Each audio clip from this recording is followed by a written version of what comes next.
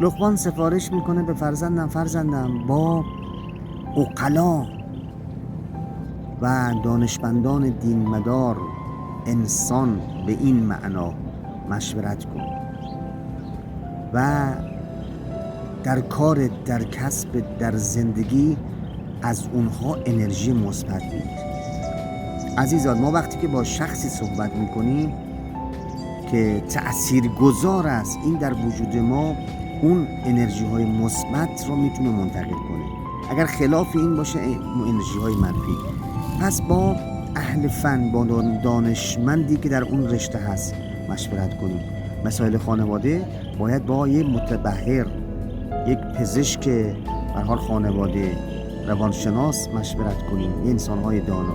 انشاءالله.